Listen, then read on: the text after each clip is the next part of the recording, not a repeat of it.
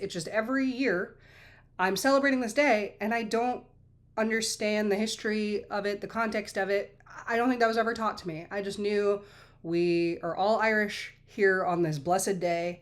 So maybe we're not all Irish on this day. I am more mad about this than I thought I'd be. Is this going well? Hello and welcome to an episode of whatever this is, or let's see where this goes, or learning as we go. I don't know. We're still workshopping the name. But essentially, I like to go down internet rabbit holes sometimes when I get interested in learning about a topic. And I figured, why not film it and put that on the internet? Because I'm sure there's a bunch of freaks that would love that, right? Hello. Welcome, fellow freaks. Just kidding. I was interested. Hard segue. Let's go. I was particularly interested today in learning about St. Patrick's Day because it's March. St. Patrick's Day, as at the time of me filming this, is coming up. And I have grown up in the United States and essentially celebrated St. Patrick's Day my entire life. And I don't really fully understand why. No shade to St. Patrick's Day or the festivities. It's just every year I'm celebrating this day and I don't understand the history of it, the context of it. I don't think that was ever taught to me. I just knew we are all Irish here on this blessed day, and we eat dry soda bread and corned beef. And St. Patrick's Day is the reason I distinctly use just Irish butter. I'm a devout Irish butter user at home because it made soda bread very edible. But here we are. In honor of St. Patrick's Day, I painted my nails green. I got my green mustache ring because that's a thing I own. I'm a millennial, card-carrying millennial. That's my card. And I got my green shirt on, which does have a stain on it for some reason. I don't know where that came from. I just washed it. I don't know why, but this is my green shirt. And got green lights on. And this is how we celebrate St. Patrick's Day. A lot of green. Grab myself a pint of Guinness. No, just kidding. I have a cup of tea. Still battling a bit of a cold. Have a bit of congestion that I'm dealing with here. So it adds to the extra nerdiness quality with the nasal congestion. So I think that'll be good. Grab yourself a beverage of choice. Maybe today it's a Guinness, because we are all Irish, whether you're Irish or not. So without further ado, let's get into quite literally the man, the myth, and the legend of St. Patrick. Here we go. So, St. Patrick's Day, or the Feast of St. Patrick, is a religious and cultural holiday held on March 17th. The traditional death date of St. Patrick, who was alive circa 385 to 461, and is the foremost patron saint of Ireland. St. Patrick's Day was made an official Christian feast day in the early 17th century and is observed by the Catholic Church, the Anglican Communion, especially the Church of Ireland, the Eastern Orthodox Church, and the Lutheran Church. The day commemorates St. Patrick and the arrival of Christianity in Ireland, and by extension, it celebrates the heritage and culture of the Irish in general. Celebrations generally involve public parades and festivals. I don't know this word, and I don't want to butcher it. Gaelic words are a little tough. I'm not familiar with this word, but we are here to learn, so let's look it up.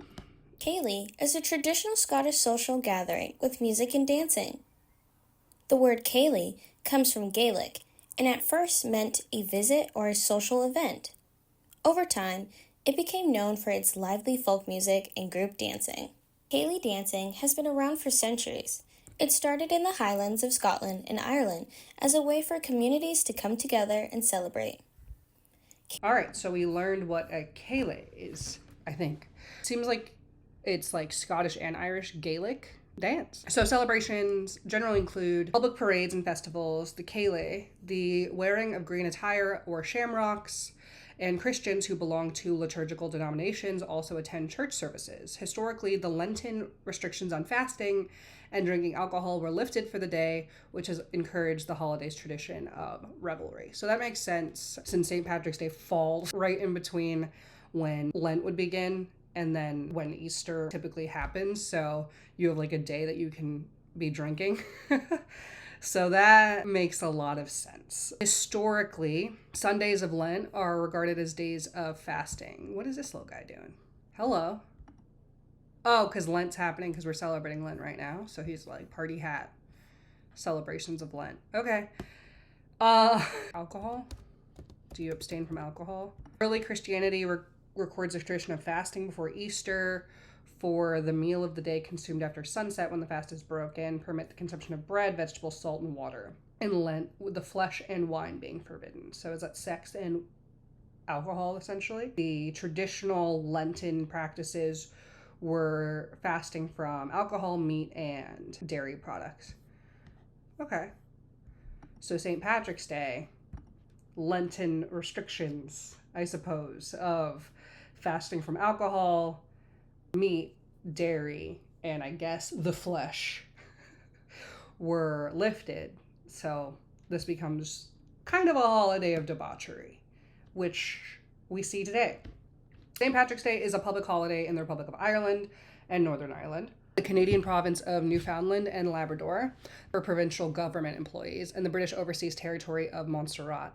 It is also widely celebrated in places with a large Irish diaspora community, such as Great Britain, Canada, the United States, Australia, New Zealand, and South Africa. St. Patrick's Day is celebrated in more countries than any other national festival. Yeah, I think that's really interesting. The estimate of the population of Ireland as of 2025 is about 5.5 million people in the entire Republic of Ireland. And then Northern Ireland has a population of about 2 million. So you have about 7 million on the Irish Isles that live there. And then how big is the diaspora? The Irish diaspora. 9 to 10 million people born in Ireland have emigrated. It's about 5 million people in the 1700s emigrated to the US. After 1765, emigration from Ireland became a short, relentless, and efficiently managed national enterprise. In 1890, 40% of Irish-born people were living abroad. By the 21st century, an estimated 80 million people worldwide claimed some Irish descent, which includes more than 36 million Americans claiming Irish as their primary ethnicity. Really? That's how big the Irish diaspora is in the US. Okay. That is interesting. Because I know I grew up in the Northeast. There is a large cohort of folks that I know are connected, I suppose, to Irish ancestry, even though their families have been in the US since like the 1800s. They still associate with being Irish. I think because the countries of Ireland and Northern Ireland combined have a population of like 7 million, I was like, how many people are even Irish in the US? And it's estimated that about 36 million Americans are Irish. So, wow. We do probably have one of the largest Irish populations in the world then. That I was not familiar with. Interesting. Okay. Makes a little bit more sense. But St. Patrick's Day is celebrated in more countries than any other national festival. Modern celebrations have been greatly influenced by those of the Irish diaspora, particularly those that developed North America. However, there has been criticism of St. Patrick's Day celebrations for having become too commercialized, for their connections to drinking culture, and for fostering negative stereotypes of the Irish people. So let's learn a little bit about St. Patrick. I did click into this St. Patrick's article. If you guys are interested, there is an article about his entire life. It is pretty long. We could probably dedicate something entirely to just St. Patrick and the legends of St. Patrick, the man, the myth, the legend. And there's a lot. There's a lot to go through here. I'm more interested kind of on a high level view of like St. Patrick and his contribution, I think, to Irish history and why we still celebrate him. So I'm more specifically interested on like St. Patrick's Day and where that came from. But if you're interested in St. Patrick, Wikipedia's got you. I'm sure there's other sources too, but perhaps another day of like deep diving there. St. Patrick was a 5th century Christian missionary and bishop in Ireland. Much of what is known about St. Patrick comes from the Declaration, which was allegedly written by Patrick himself. It is believed that he was born in Roman Britain in the 4th century into a wealthy Romano-British family. His father was a Christian deacon and his grandfather was a priest. According to the Declaration, at the age of 16, he was kidnapped by Irish raiders and taken as a slave to Gaelic Ireland. It says that he spent 6 years there working as a shepherd. During this time, he found God. The Declaration says that God told Patrick to flee to the coast, where a ship would be waiting to take him home. After making his way home, Patrick went on to become a priest. According to tradition, Patrick returned to Ireland to convert the pagan Irish to Christianity. The Declaration says that he spent many years evangelizing in the northern half of Ireland and converted thousands. Tradition holds that he died on March 17th and was buried at Downpatrick. Oh, was that named for him? Do we call it Downpatrick because that's where he went down? I don't know. I guess. Okay, tradition holds that he died in Downpatrick. Over following centuries, many legends grew up around Patrick, and he became Ireland's foremost saint. So that makes sense. So essentially, we're celebrating St. Patrick for converting the pagan Irish to Christianity. So Gaelic Ireland was a Gaelic political and social order and associated culture that existed in Ireland from the late prehistoric era until the 17th century. It comprised the whole island before Anglo-Normans conquered parts of Ireland in the 1170s. Thereafter, it comprised that part of the country not under foreign dominion at a given time, the part beyond the Pale. This is some Game of Thrones stuff here. The Pale, or the English Pale, was a part of Ireland directly under the control of the English government in the late Middle Ages.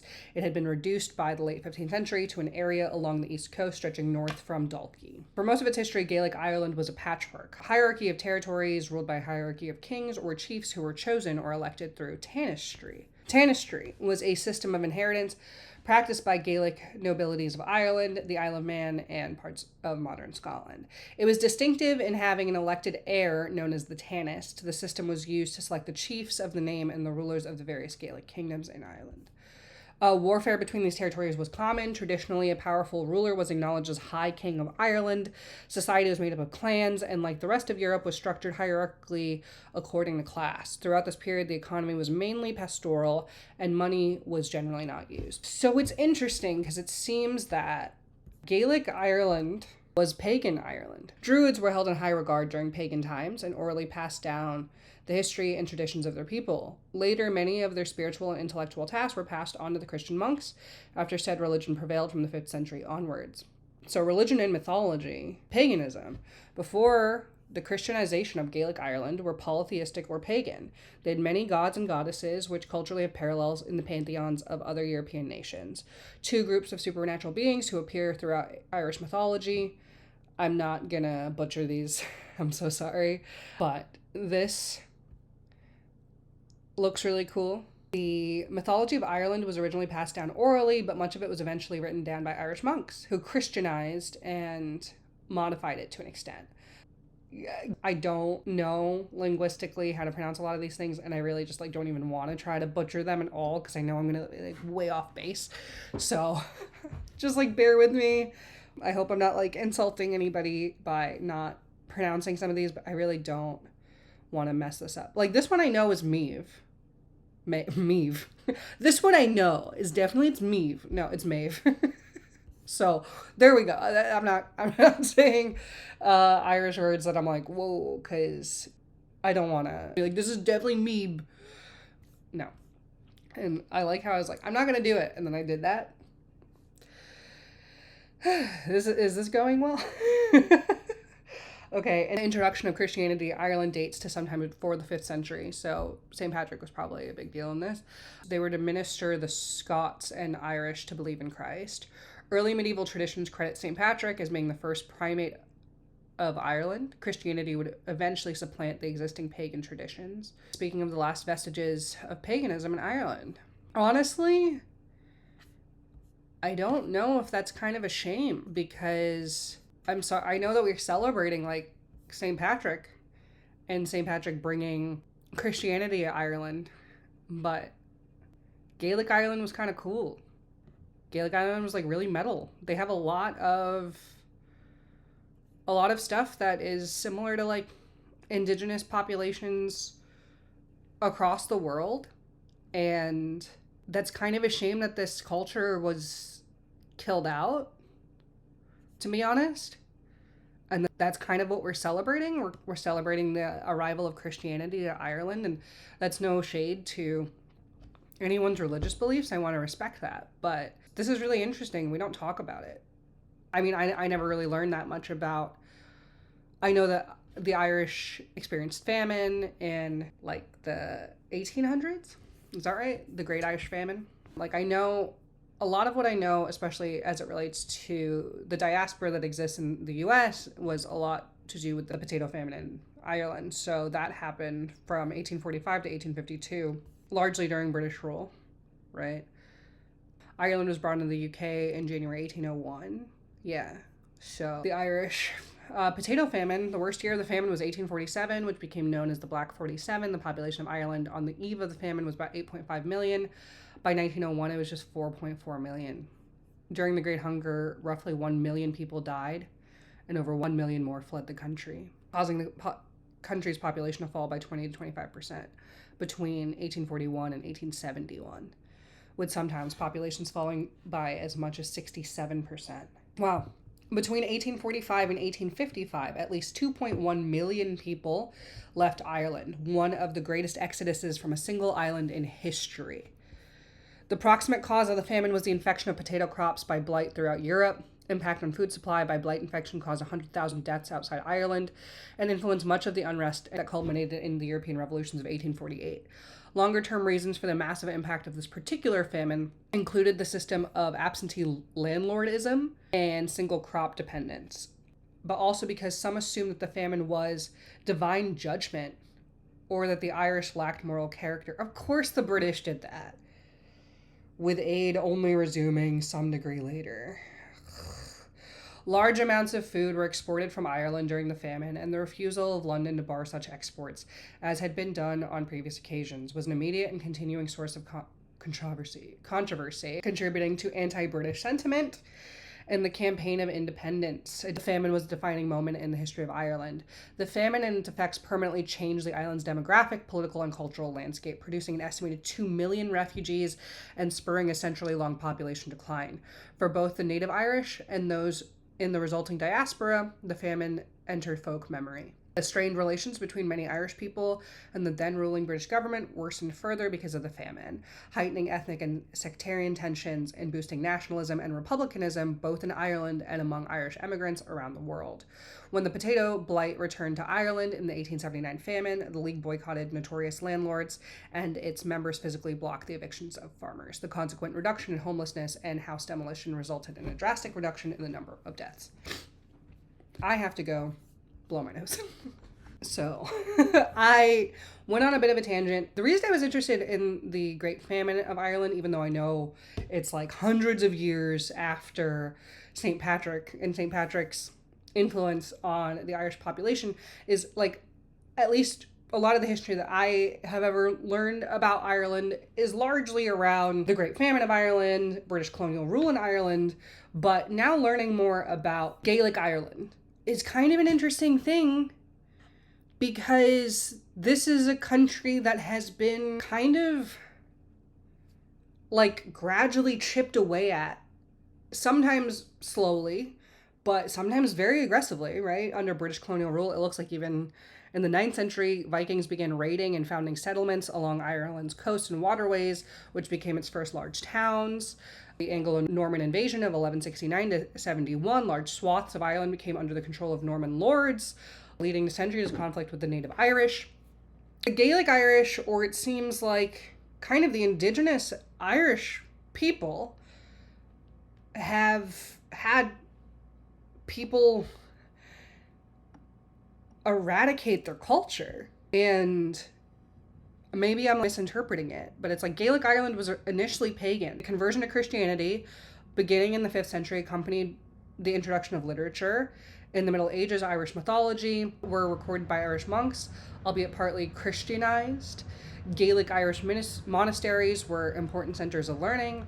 Irish missionaries and scholars were influential in Western Europe and helped to spread Christianity to much of Britain and parts of mainland Europe. So modern day Ireland, yes, Christianity is very celebrated. It's been a big part of Ireland for like hundreds of years, maybe a millennia. But Gaelic Ireland was initially pagan and has a lot of similarities to indigenous peoples of the world. It feels somewhat similar, and I don't know if this is the wrong parallel to draw, but it's kind of a weird thing to be celebrating. It kind of feels similar to like in the US we have Columbus Day, marking the arrival of Columbus into North America. People have tried to rebrand that into like Indigenous Peoples Day, but it's like, no, Columbus came and it started off this process of quite literally killing off the original people who lived here and transplanting an entirely new culture on top of it, which is like modern day America, but like we took it. We took the land and we've supplanted the culture and the religion and the tradition and all of that of the people that already lived here. And then there's this holiday called Columbus Day that we're celebrating. And maybe I'm getting a little too heated, and I mean genuinely, like, no disrespect to the people or the culture, but like this feels, it feels iffy. It feels like the main celebration here is that St. Patrick helped convert Gaelic Ireland to Christianity, and they were a pagan culture previously. And this is a country and a culture that has been very aggressively sieged. And St. Patrick was not necessarily, seems like, I actually have nothing to call upon about his character as a person, but he wasn't as aggressive as, let's say, the Vikings or the British, right? Just like gently, it seems, is the story here, that he was evangelizing and converted a lot of the Irish pagans into Christianity, and we celebrate that. But I don't know, Ireland has such a rich, long-standing history, and it feels somewhat a shame. I don't know why I'm like sad. Maybe it's my own, it's because I also come from like an ethnic background that has been, I guess, supplanted by colonialism. This is kind of sad. This is not where I thought this was gonna go for me. And I mean no disrespect. I'm just processing it as I'm going through it. So yeah, this is a big celebration. It's a very debaucherous celebration and a very revelrous celebration. But the primary reason we're celebrating it is that it brought Christianity to pagan Gaelic Ireland. And when St. Patrick passed on March 17th, right in the middle of Lenten restrictions, this became a day that people could be revelrous and debaucherous. And it feels like that's kind of what we're celebrating. I'm not Irish, so who am I to feel some type of way about it? But yeah, I have thoughts, I have feelings, I have conflicting feelings on what we're celebrating here. I really do. All right, I'm gonna keep going. I guess. So the celebrations and traditions of this revelrous day. Present day St. Patrick's Day celebrations have been greatly influenced by those that developed among the Irish diaspora, especially in North America. Until the late 20th century, St. Patrick's Day was often a bigger celebration among the diaspora than it was in Ireland. Makes sense. Celebrations generally involve public parades and festivals, Irish traditional music sessions, and the wearing of green attire or shamrocks. There are also formal gatherings such as banquets and dances, although those were more common in the past. St. Patrick's Day parades began in North America in the 18th century, but did not spread to Ireland until the 20th century. So it's interesting. So it seems like St. Patrick's Day celebrations were actually created by like the Irish diaspora largely in North America. So it's not that strange that it's like this is such a big holiday in North America, because a lot of these festivities took hold here. So that's interesting. Since 2010, famous landmarks have been lit up in green on St. Patrick's Day as part of Tourism Ireland's Global Greening Initiative, or Going Green for St. Patrick's Day. So here we are. I'm all green as well. The Sydney Opera House and the Sky Tower in Auckland were the first landmarks to participate, and since then, over 300 landmarks in 50 countries across the globe have gone green for St. Patrick's Day. Christians may also attend church services, and the Lenten restrictions on eating and drinking alcohol are lifted for the day. Sorry, I have thoughts about the fact you can just like do that. It's cool. I mean, I think that's why we celebrate this day, is that the Lenten restrictions allow for this to be just a day of debauchery. It's such an interesting thing that your religion allows that. But okay, I'll say nothing else. Perhaps because of this, drinking alcohol, particularly Irish whiskey, beer, or cider, has become an integral part of the celebrations. In Ireland, this relaxation of fasting rules is notably marked by the consumption of stout or dark ale beer that is a key part of the celebration, with breweries preparing months in advance for the demand. St. Patrick is said to have used the shamrock, a three-leaf plant, to explain the Holy Trinity to the pagan Irish. Three was a significant number, and the Irish had many triple deities, which may have aided St. Patrick's evangelization efforts. Patricia Monaghan says that there's no evidence that the shamrock was sacred to the pagan Irish. The first association of the color green with Ireland is from a legend in the 11th century, the Book of the Taking of Ireland. Goidel is bitten by a venomous snake, but saved from the death by Moses by placing his staff on a snake bite, leaving him with a green mark. His descendants settle in Ireland, a land free of snakes. One of the first visits Ireland after climbing the Tower of Hercules and being captivated by sight of a beautiful green island in the distance. Ireland's very green. St. Patrick's was perceived as middle day of spring in the Irish calendar. People expected the weather would be improved following the festivals, and farmers would begin planting potato. I am interested about the celebrations, particularly in the United States, in North America. So in the United States, St. Patrick's Day, while not a legal holiday in the United States, is nonetheless widely recognized and observed throughout the country as a celebration of Irish and Irish American culture. Celebrations include prominent displays of the color green, religious observances, numerous parades, and copious consumption of alcohol. The holiday has been celebrated in what is now the U.S. in 1600, with the first parade occurring in 1601. Interesting. So the first St. Patrick's Day holiday was celebrated since 1600, when we were also under British rule, because we didn't gain independence until 1776, famously. But I guess the British colonies were celebrating it. So there is a larger article on St. Patrick's Day in the U.S. I want to say is Boston one of the biggest ones. St. Patrick's Day is a legal holiday in Savannah, Georgia, and Suffolk County, Massachusetts, and is nonetheless widely recognized and celebrated throughout the United States. BRB. Gotta go blow my nose again. All right, I'm back. Was able to blow my nose. Thank you so much for any concern. I'm going to wrap this up kind of soon because there are a lot of rabbit holes I could go down here, and I don't want to give myself a huge beast of a video to have to parse through, but there is a lot of really interesting history here, and there's a lot of things to learn, but we're going to come to close soon. But before we do that, just a few more things that I thought seemed interesting to me. It says the accepted abbreviation form of St. Patrick's Day is correctly spelled St. Paddy's Day with 2 D's. However, in the United States, it is frequently and erroneously shortened to St. Patty's with 2 T's, which is incorrect.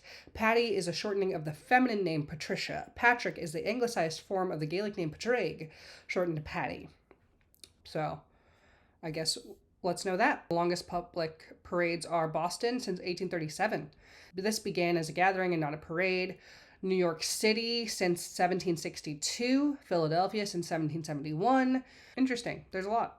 There's a lot of St. Patrick's Day parades here that if people are interested in, it's on the St. Patrick's Day in the United States article. There's a lot you could go through there if that's of interest. But I was interested in the criticism of St. Patrick's Day as well. St. Patrick's Day celebrations have been criticized, particularly for their association with public drunkenness and disorderly conduct. Some argue that the festivities have become too commercialized and tacky and have strayed from their original purpose of honoring St. Patrick and Irish heritage. Irish-American journalist Niall O'Dowd has criticized attempts to recast St. Patrick's Day as a celebration of multiculturalism rather than a celebration of Irishness. Interesting take. Please, let's keep political correctness out of St. Patrick's Day. Pressure mounts to make it more than just about the Irish in America. When did he write this? 2012. Okay. Political correctness is making its move on St. Patrick's Day, I fear. There were 2 articles over the weekend, one in the New York Times, the other in the Irish Times, making the same point. We need to be more inclusive, and St. Patrick's Day should become less Irish and more of an opportunity for all immigrants to celebrate. To which I say hooey. Here are just two extracts. This is from Dr. James Flannery of Emory University in Atlanta in the Irish Times. It was entitled St. Patrick's Day Celebrates the Role of All U.S. Migrants. My hope is that someday the celebration of St. Patrick's Day in Atlanta will become a genuine multicultural holiday, with every year a different ethnic group honored at the head of the parade.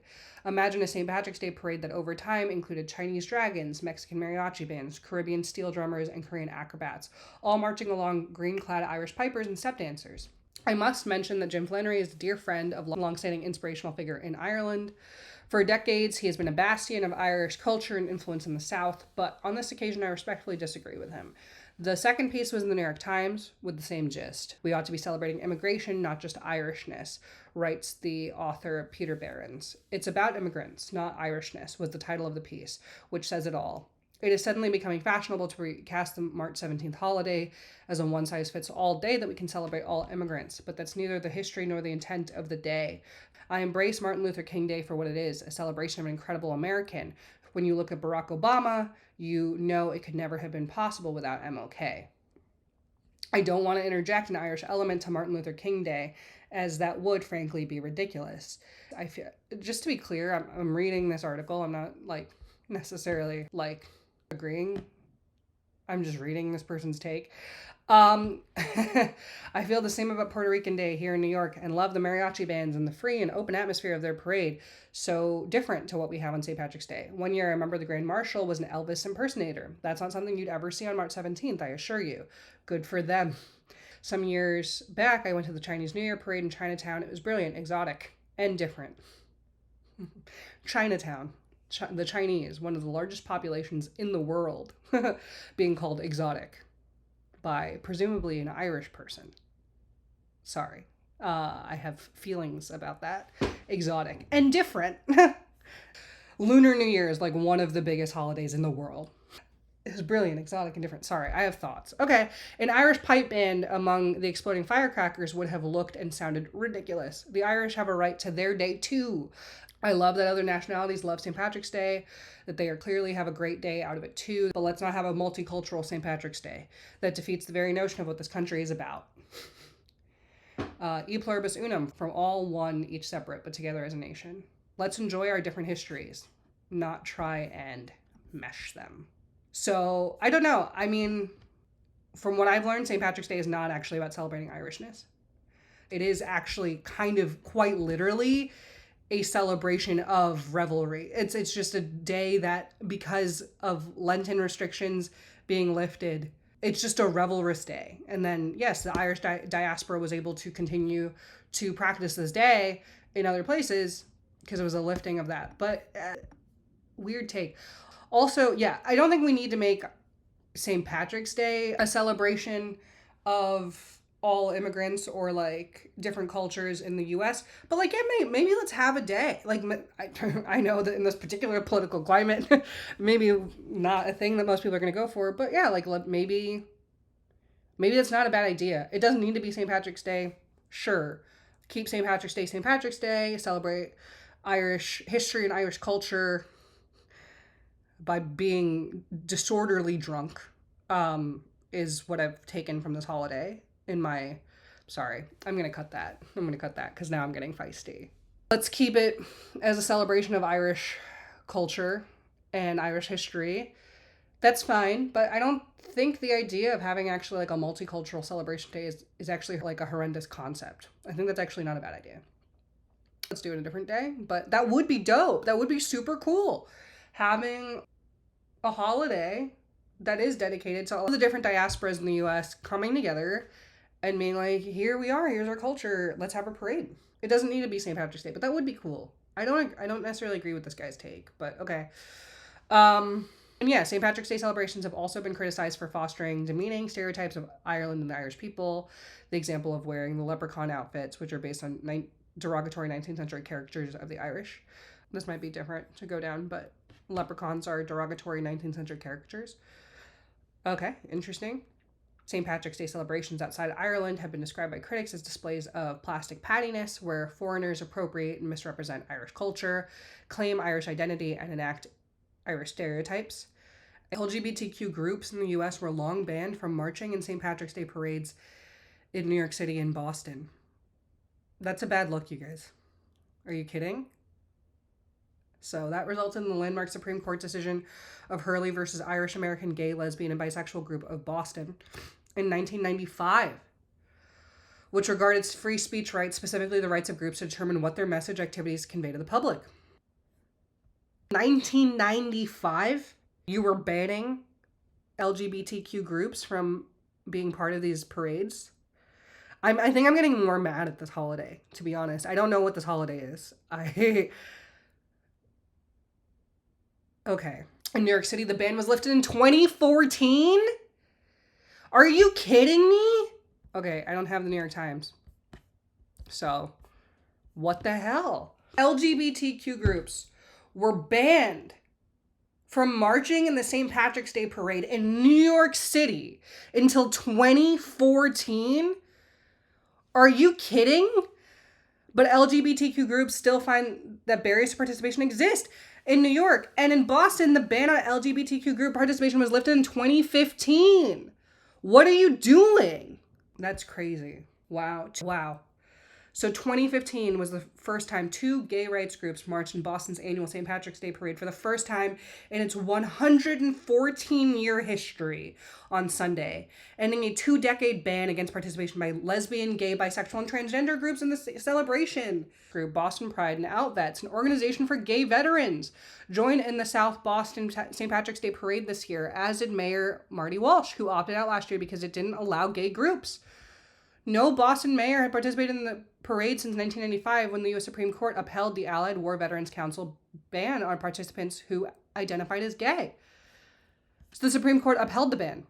So this 1995 decision, the Supreme Court said, regarding free speech and rights, the court held that the state may not compel private citizens organizing a public demonstration to include groups who impart a message that organizers do not want their demonstration to present, even if the state's intent was to prevent discrimination. The South Boston Allied War Veterans Council was the only group to apply for a parade permit until 1992.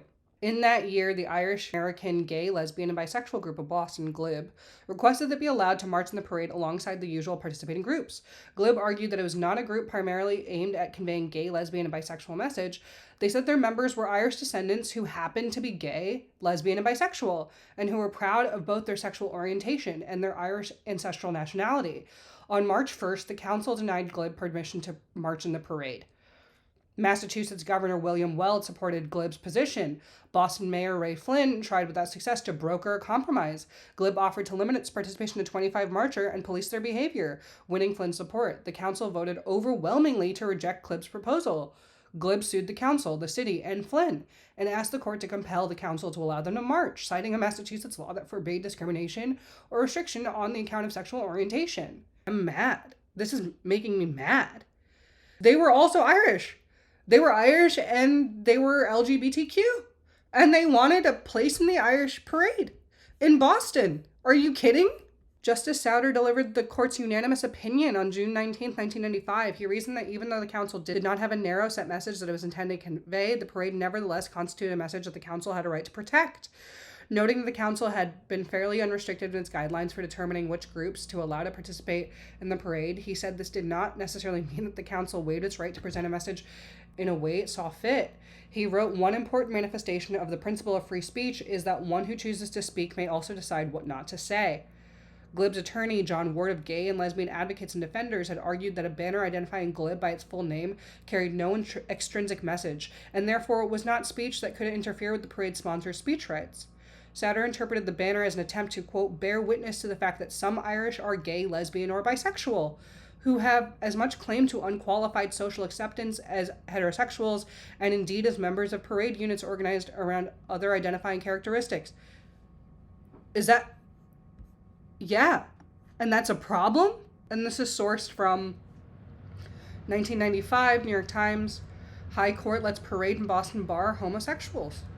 His interpretation is, Souter interpreted the banner as an attempt to bear witness to the fact that some Irish people are gay, lesbian, or bisexual, who, quote, have as much claim to unqualified social acceptance as heterosexuals, and indeed as members of parade units organized around other identifying characteristics. That was a problem? You're like, I don't agree. That they should have the claim to unqualified social acceptance? That's the problem? The court's decision affected the Spence test that is established in Spence versus Washington. In Spence, the court has ruled that actions may be protected speech if an intent to convey a particularized message was present, and in the surrounding circumstances, the likelihood was great that the message could be understood by those who viewed it. In Hurley, the court dismissed the need for a particularized message, stating that the narrow, succinctly articulable message is not a condition of constitutional protection. Catholic officials welcomed the ruling as well. Legal scholar and gay rights supporter Arthur S. Leonard said that lobbying and education were better than litigation as a strategy for promoting gay inclusion, but welcomed the ruling because he thought it was carefully crafted to the issues raised by the parade, while at the same time upholding the authority of the state to ban sexual orientation discrimination. This made me really mad. I'm actually really pissed off. I don't really know what else to say. Okay.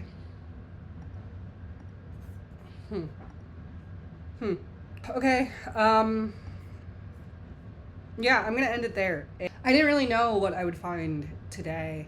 I didn't know the history of the discrimination faced by LGBTQ communities who were just trying to be represented in St. Patrick's Day, and I'm getting emotional about it. That sucks. I don't have the right words to articulate how I truly feel about it. I think particularly in the time that we exist in today, we see a lot of people just being scapegoated for their identities. And it's a long-standing tradition in the US. So yeah, maybe that guy's right. St. Patrick's Day is not a holiday meant to celebrate multiculturalism in the US. Yeah, I don't know. I am more mad about this than I thought I'd be. I'm glad that people have been able to be included in these parades now, and then it's more inclusive. And this is the celebration that the Irish people have chosen, ultimately, for your day. Maybe not all of you, but this is the day. This is the day that the Irish people have chosen to use as the representation of their culture. And in that celebration have decided, no, we're not going to be inclusive. So maybe we're not all Irish on this day. I wish I had a happier ending about this. God. You can be Irish and you can be gay. And I hope those of you that might be marching in your St. Patrick's Day celebrations that do have different marginalized identities that you're a part of, see that there are people that fought for that right. I don't think it should have been a fight ever, but it was. So, yeah. It is like Irish Columbus Day. I'm going to stand by that. Yeah. So I've learned. This made me more sad than I thought it would. And this is not as lighthearted as I would like it to be, but it is what it is. Okay. That's it. Okay. Bye.